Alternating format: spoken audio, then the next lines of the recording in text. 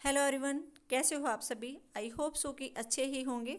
आज की वीडियो में मैं बताऊंगी आपको एक ऐसे शहीद के बारे में जिसके बारे में बहुत कम लोग ही जानते हैं, जो हंसते हंसते बहुत ही कम उम्र में फांसी के तख्ते पर चढ़ गए थे, फांसी के तख्ते को चूम लिया था। तो स्वागत करती हूँ मैं आपका ग्रोइंग इंडिया स्टडी सेंटर में। तो जानते हैं उस शहीद के बारे में जिसके बारे में बहुत कम लोग जानते हैं, जिसका जीवन इतिहास के पन्नों पर अमर कहानी है, जिसका जीवन इतिहास के पन्नों पर अमर कहानी है।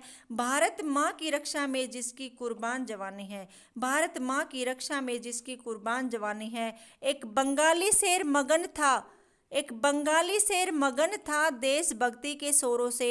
अड़ा रहा था पर्वत सा और नहीं डरा था गोरों से, अड़ा रहा था पर्वत सा और नहीं डरा था गोरों से। वो लिए हाथों में गीता हंसते हंसते झूला था, वो लिए हाथों में गीता हंसते हंसते झूला था। मातृभूमि की खातिर अपना और पराया भूला था, मातृभूमि की खातिर अपना और पराया भूला था।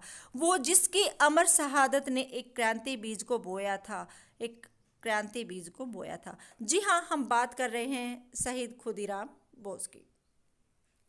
इनके बारे में पूरा जानने से पहले मैं एक पत्रिका में लिखे लेख की कुछ लाइनें पढ़कर सुनाती हूँ, जो लिखी थी 1926 में बांग्लादेश की राष्ट्र कवि नजरुल इस्लाम ने, जो किसी को भी झकझोर देने के लिए काफ़ी हैं। उन्होंने लिखा, ओ माताओं, क्या तुम उस साहसी बालक के बारे में सोच सकती हो जो तुम्हारे अपने बेटे से अलग है? क्या तुम एक बिन माँ के बच्चे को फांसी पर चढ़ते देख सकती हो?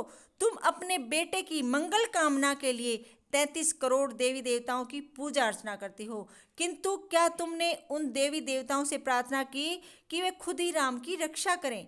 क्या इसके लिए लज्जा अनुभव करती हो? मुझे मालूम है तुम्हारे पास मेरे सवालों का कोई जवाब नहीं है। हम एक मांग लेकर तुम्हारे दरवाजे पर खड़े हैं। हम अपने खुदीराम को वापस चाहते हैं। उसे अपने घर की सुख सुविधाओं में कैद ना करो, बाहर निकलने दो। कहने का मतलब है जाति पाति धर्म वर्ण इन पर ना लड़कर भारत माता की आज़ादी के लिए लड़ा जाए तो भारत की विजय हो सकती है, भारत जीत सकता है, भारत आज़ाद हो सकता है। राष्ट्रकवि जिनकी ये बात कर रहे हैं नजरुल इस्लाम जी, वो बात कर रहे हैं खुदीराम बोस की, जिन्हें आज ही के दिन यानी 11 अगस्त 1908 को फांसी पर चढ़ाया गया था। उस वक्त उनकी आयु केवल 18 वर्ष 8 महीने 8 दिन थी। जानकारी मिलती है कि फांसी पर चढ़ने वाले वो सबसे कम उम्र के युवक थे। जब खुदीराम बोस को फांसी पर चढ़ाया गया तो उस वक्त भगत सिंह की उम्र 1 या 1.5 साल रही होगी। मेरा उद्देश्य ये नहीं है कि भगत सिंह के योगदान को, उनके बलिदान को भुलाया जाए। मेरा कहने का उद्देश्य सिर्फ इतना है कि उन शहीदों को भी याद किया जाए जिन्हें हम भूलते जा रहे हैं। तो अब जानते हैं खुदीराम के जन्म के बारे में कि उनका जन्म कब हुआ, कहाँ हुआ, उनके माता का नाम क्या था, पिता का नाम क्या था आदि। खुदीराम का जन्म हुआ था 3 दिसंबर 1889 को 1889 को बंगाल के मिदनापुर जिले में, और इनके पिता का नाम था त्रिलोकीनाथ बसु, जो नाराजोल स्टेट के तहसीलदार थे, और माता का नाम था लक्ष्मी प्रिया देवी। तो खुदीराम के पैदा होते ही अकाल मृत्यु को टालने के लिए उन्हें बेच दिया गया था। जैसे हर किसी के अपने कस्टम होते हैं, रीति रिवाज होते हैं एरिया के अनुसार, जैसे जन्मपत्री वगैरह दिखाते हैं ये सब। तो उस दौर और इलाके के चलन के अनुसार बहन अपरूपा ने 3 मुट्ठी खुदी देकर, छोटे छोटे, खुदी होती है चावल, चावल के छोटे छोटे टुकड़े देकर अपने भाई को वापस ले लिया था और नाम रखा खुदीराम। खुदीराम जब 6 वर्ष के रहे होंगे वो अनाथ हो गए, उनके माता पिता का साया उनके सिर से उठ गया। तब उनकी बड़ी बहन ने ही उन्हें पाला पोसा। वक्त धीरे धीरे बीत रहा था। तभी 1905 में भंग विरोधी आंदोलन उनके जीवन में एक नया मोड़ लेकर आया। उस वक्त वो केवल 9वीं कक्षा में ही पढ़ रहे थे तो विभाजन के विरोध में सक्रिय हो गए थे। पढ़ाई से उनका मन उचट चुका था। उन्होंने तमाम लोगों के साथ जगन्नाथ मंदिर में बंग विभाजन रद्द न होने तक विदेशी वस्तुओं को हाथ न लगाने की कसम खाई।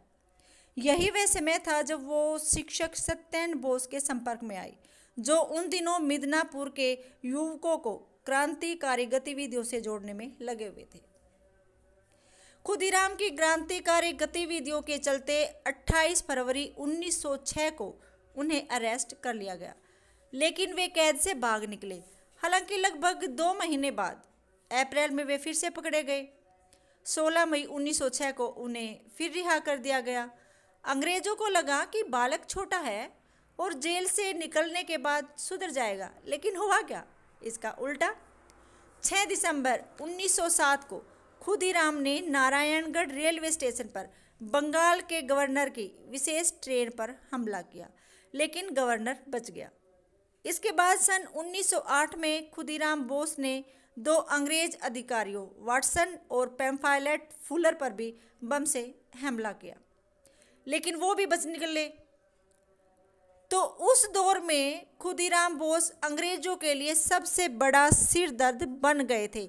अंग्रेज उन्हें खोज रहे थे और खुदीराम बोस नए नए प्लान बना रहे थे अपने बच निकलने के। उनके संगठन ने तय किया कि मुजफ्फरपुर के सेशन जज किंग्सफोर्ड को ख़त्म करना है, और जो अपने स्वतंत्रता सेनानी रहे हैं वो एक बार जो बात ठान लेते हैं ना, तो उसका पूरा करने के बाद ही दम लेते हैं, या तो शहीद हो जाते हैं या फिर अंग्रेजों के हाथ नहीं आते हैं। तो किंग्सफोर्ड बंगाल के कई देशभक्तों को कड़ी सजा देने के लिए प्रसिद्ध था।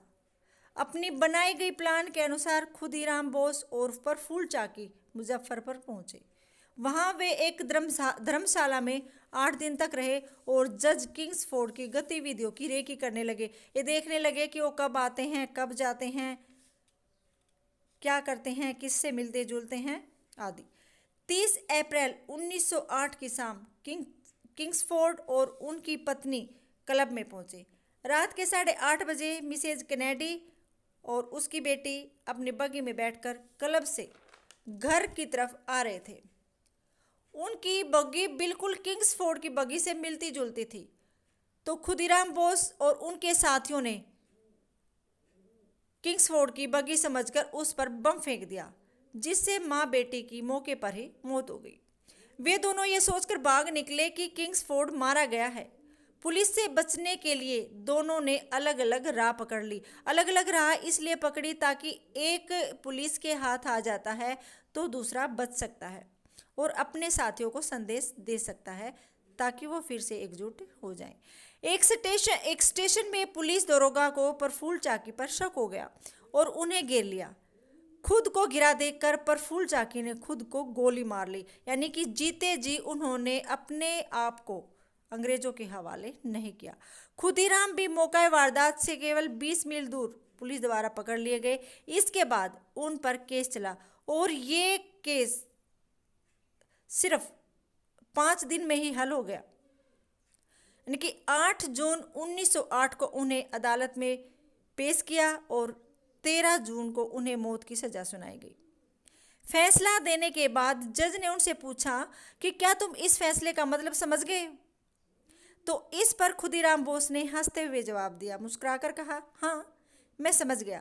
मेरे वकील कहते हैं कि मैं बम बनाने के लिए बहुत छोटा हूँ। अगर आप मुझे मौका दें तो मैं आपको भी बम बनाना सिखा सकता हूँ।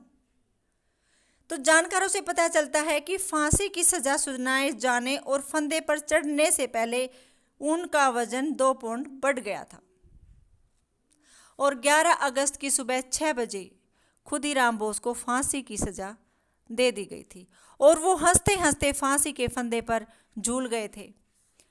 और झूलते हुए उन्होंने कहा था कि मैं बहुत गरीब हूँ, मेरे पास माँ भारती को देने के लिए कुछ नहीं है सिवाय मेरे प्राणों के, जो मैं आज दे रहा हूँ।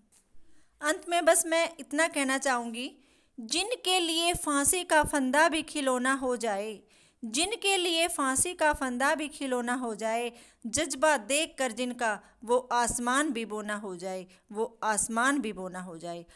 अमर तिरंगा गाता है जिनको, अमर तिरंगा गाता है जिनको, जिनके सपने में हिंदुस्तान है, जिनके सपने में हिंदुस्तान है।